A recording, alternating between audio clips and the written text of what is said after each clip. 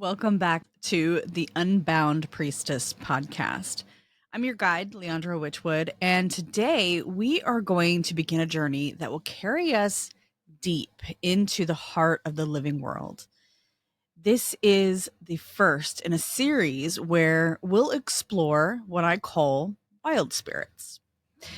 These are plant, animal, elemental spirits that want to work with us, that want to connect with us. They're calling us to remember. And if you ever felt that shiver of presence in the forest, the gentle seeing eye of something you can't quite catch in your vision, the whispering of a hello from a bird or the wind, this is the episode for you.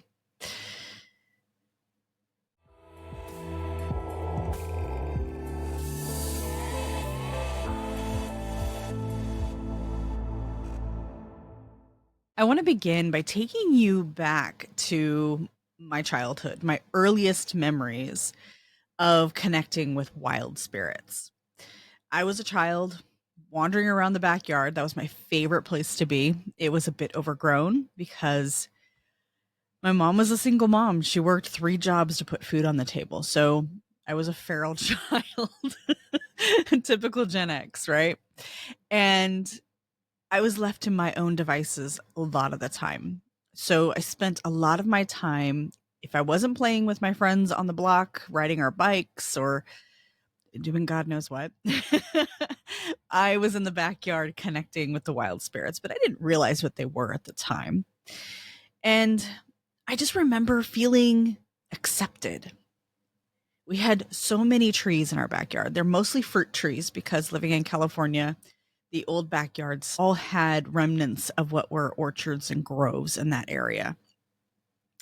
And there was a giant lemon tree and a plum tree and apricots. So I had plenty of fruit to eat. I had plenty of limbs to climb. I could crawl underneath some of the bigger trees, and it was like entering a new world, stepping into a secret garden of my own that was safe. I felt protected. I never felt judged. I never felt like I needed to be anybody else but myself in these spaces. It was comforting. It was serene. It was peaceful. And I remember sitting there communing with something older, something wiser, a spirit of some sort, but not exactly knowing what that was. I didn't have a name for it. I didn't have a reason to name it. It just was. It was just the spirit of the area. So I want to talk to you about what I mean by wild spirits. What does that mean? Wild spirits are spirits of the wild. They are the living energies within plants, animals, places that we live, the water, the wind, storms, the rock you pick up and admire. Sometimes they're called devas. They can be called animal spirits, elementals, astral beings, fae. And they are the heartbeat of the land. They are the heartbeat of all natural places. Now, I want you to pause for a moment, and I want you to make a distinction here. Wild spirits are not your familiars. I want you to take that in. They are not here to be commodified. They're not here as your pets. They're not to be summoned at your will or to be used like tools. They're sovereign beings. And they do not seek relationship with us to be controlled or to be used and abused. They appreciate reciprocity. That's something that's very important to them.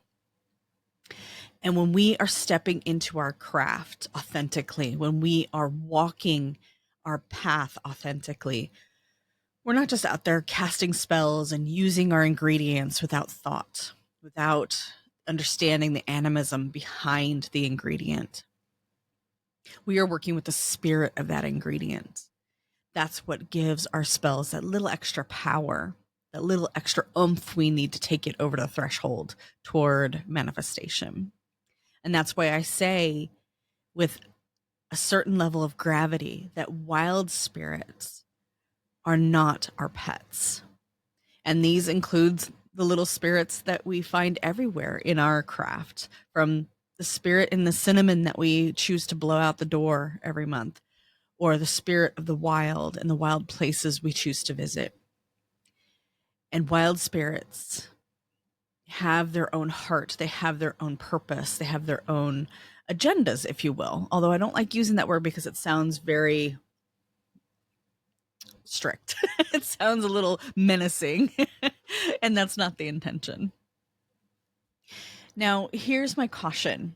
When you want to leave an offering, when you want to work with wild spirits, I caution you in taking on that mindset of taming them. They're not to be tamed, and they're not ours to own. They are sovereign unto themselves. And I caution against this mindset. I think it comes from capitalism, really. We are very entrenched in capitalism. I'm going to veer off just a little bit. Now, we often hear people saying that they hate capitalism. They don't want to have to pay for the things that they want in the world. Yet we are still living in a capitalistic society, and we still behave like consumers, and capitalism thrives on the consumer mentality. When we start learning from our nature spirits, we start learning from nature, we start learning to use what we have and to create things from our own devices, not have someone necessarily do it for us, although there's nothing wrong with that. Not all of us have all the skills. We shouldn't have all the skills. That's why we seek out the people who have the skills we cannot foster for ourselves. And wild spirits are definitely a part of that. So if we're going into relationship with them with an idea or an assumption that they are going to do for us because it's a transactional relationship, that's not going to work. They're not about transactional relationships. And I always like to think of them and treat them like I would a really good friend. You would not barge into your friend's house, I hope not anyway, demanding that they do something for you, with no expectation that you would do something for them in return. You would not be rude to them unnecessarily. You would not expect them to bend over backwards to do for you if you were not willing to do for them. And that's what reciprocity solves in this type of relationship. When we go into relationship with these spirits, we are seeking that deeper relationship where it is a give and take. It's not an I owe you.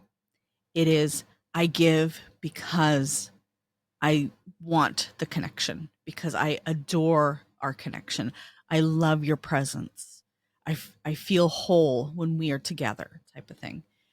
And in some cases, that can be hard for us to separate from, especially when we don't look at plants and plant spirits and the animal world and the natural world as something that's living and conscious and deserving of respect. If we are still in the mindset of using instead of finding relationship with, we're going to have a hard time with this. And as witches, animism is a very important aspect to our practices. And we believe that everything has a spirit. Everything has a consciousness, not the consciousness that is intelligent like human consciousness. It's consciousness in a sense that it has its own sovereignty. It has its own mind it can make up. It's not necessarily going to scheme. It's not necessarily going to be a consciousness that tries to manipulate. It's out there serving the best good, the highest good, with the skills and talents and knowledge that it has. So I want to invite you to do something simple with me, a simple sensing technique. I want you to find some time, either right now while you're listening to this, or maybe after you listen to the podcast and you can go outside. I want you to go outside and sit for a few minutes. Not do anything extravagant. Just sit.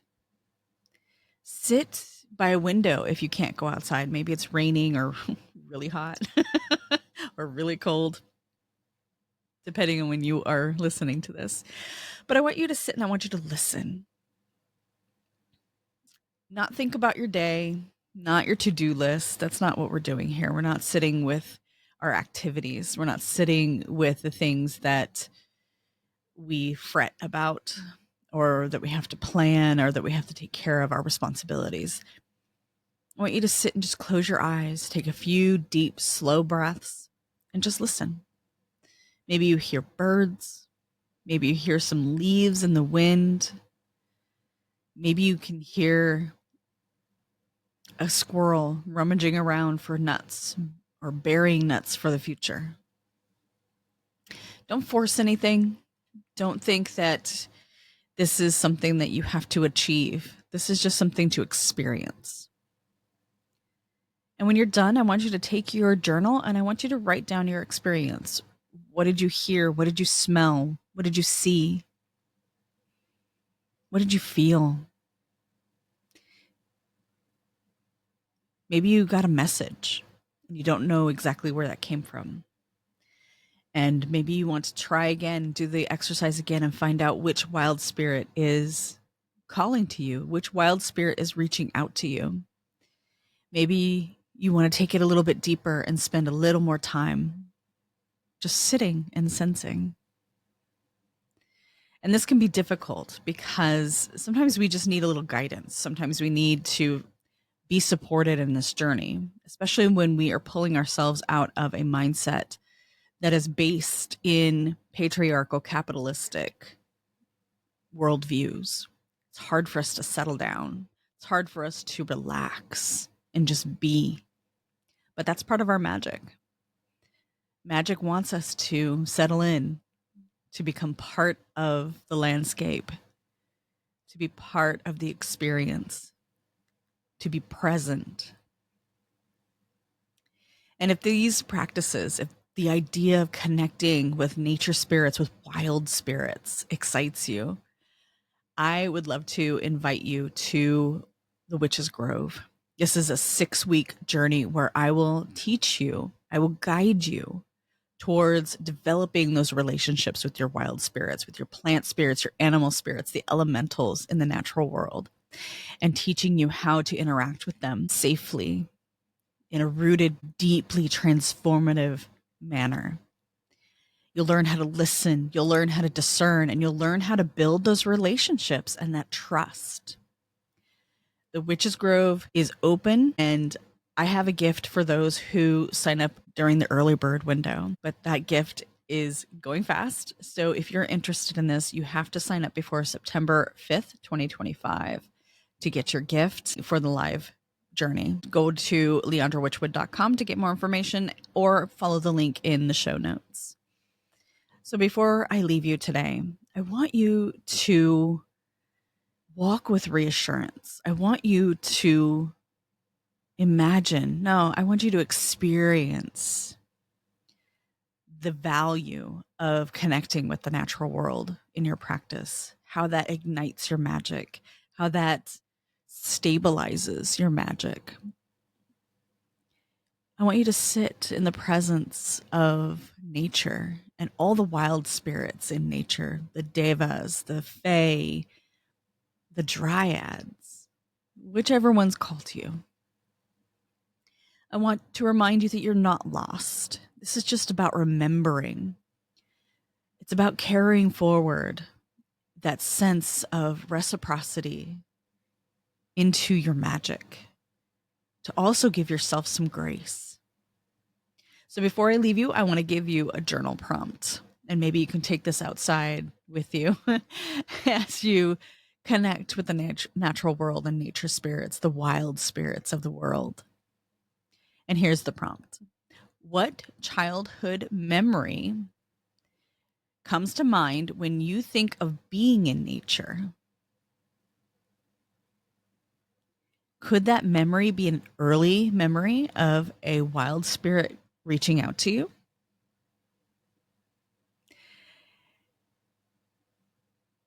And before I go, let me leave you with this affirmation. I open my senses to the whisper of the wild. I open my senses to the whisper of the wild. Thank you for joining me today.